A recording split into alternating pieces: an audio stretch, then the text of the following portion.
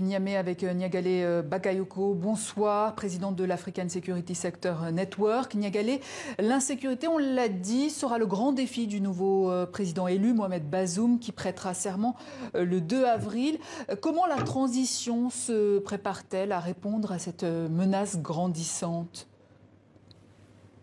Alors en effet, les questions de sécurité figurent depuis le début de la campagne sur l'agenda en très bonne place, des questions qui vont devoir être abordées. Il y a de nombreuses réflexions qui sont menées, y compris par des organes comme la Haute Autorité à la consolidation de la paix, qui estime que l'approche à mettre en œuvre ne doit pas uniquement être axée sur une approche de lutte armée, mais également sur une approche en termes de cohésion sociale, puisqu'on voit bien qu'aujourd'hui, ce qui se produit, c'est en réalité une remise en cause dans les faits de l'approche qui a été retenue dans le cadre national, aussi bien que dans le cadre du G5 Sahel ou de la coalition internationale pour le Sahel, dont fait partie l'opération Barkhane, qui s'est avérée absolument, en réalité, incapable de contenir les attaques contre les populations civiles, qui sont non seulement les premières victimes du conflit, mais qui deviennent aujourd'hui des cibles de plus en plus manifestes.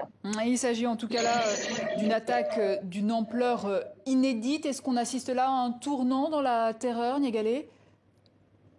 Ce qui me paraît frappant, non seulement dans cette attaque dont l'ampleur rappelle celle qui s'est produite à Ouagadougou, au Mali, il y a 2 ans, mais c'est également les attaques qui se sont produites depuis le début de l'année, comme à Zaroumdarey et à Tchambongo le 2 janvier ou la semaine dernière à Bani Bangou, c'est la communautarisation en réalité de ces attaques, puisqu'à chaque fois on voit que ce sont des communautés particulières qui sont ciblées. C'est ce qui s'est produit dans les attaques du 2 janvier, de nouveau à Bani Bangou contre la communauté Zerma, et on voit que dans cette dernière attaque, ce sont les communautés Touareg qui ont été explicitement visées. Donc oui, je pense qu'il y a un tournant.